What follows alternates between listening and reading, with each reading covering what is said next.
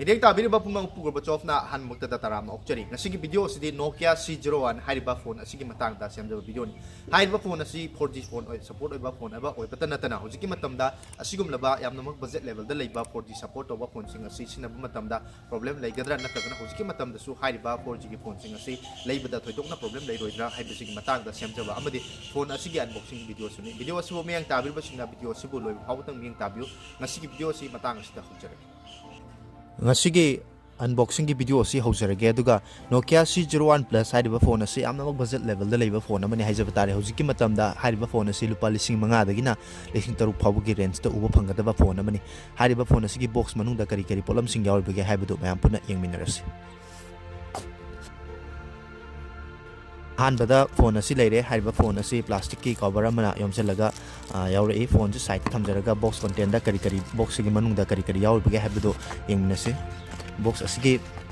manungda piribasi hai phone asigi tongana battery haiba tare magi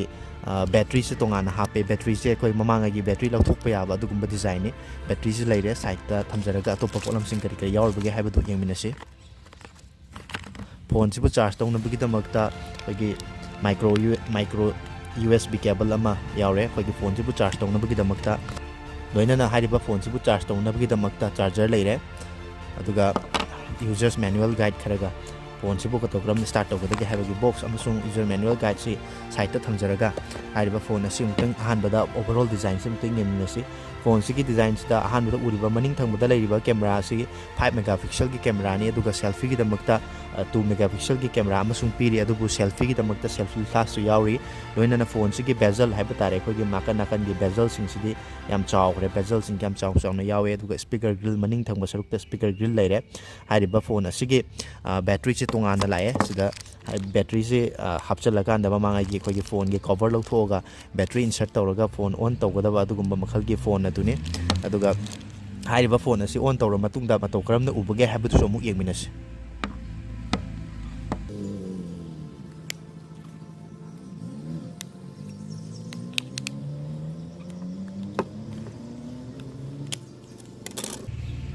Hojik phone ke battery se phone da hapsal lakanda phone se on taraga makha ta na yengmina se do phone sigi manung da hojik lai se mem sta uriba khoge memory card hafam laire aduga sim hafam laire hariba se da memory card support tawe memory card hapaga dum sina basu yani phone se hojik cover hapsal laga on tawjaraga muk yengminas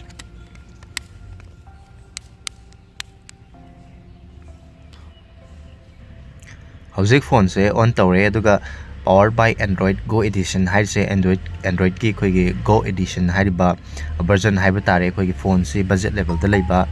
balishing tara gi makha da leiba khoi gi ahongba phone oibunina Android ki version se dugumba lower oiba version se hapagi namakta Go edition gi symbol si uba phangini aduga phone si on tawba loiraga setup amuk tawrakanda makha tana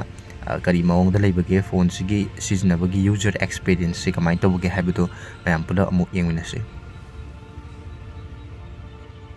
aduga loinana khoi gi mamangi video amada so aina panjakiba khoi gi sugumba 4G support tawba phone asi hojiki matamda leiba taraga su dum sinaba yagani haiba wafam adu achuma wafam amani hairiba phone sing asi hojik 5G tholokpa taraga su manipur da adum hana mangjaunana mamangai da khoi 3G support tholokpa matamda 4G thola ba phawbada khoi gi 2G gi phone sing amasung 3G support tawba phone sing adum makha tana sinaba yaba gumna hairiba phone sing asi su manipur da 5G lakpa taraga su khoi gi 4G gi network asi mapung phana amasung fazana sinaba yagani loinana hairiba sigumba phone sing asi koi yumda leiba ahalaman sing natragana adom gi parents kumba sing da koi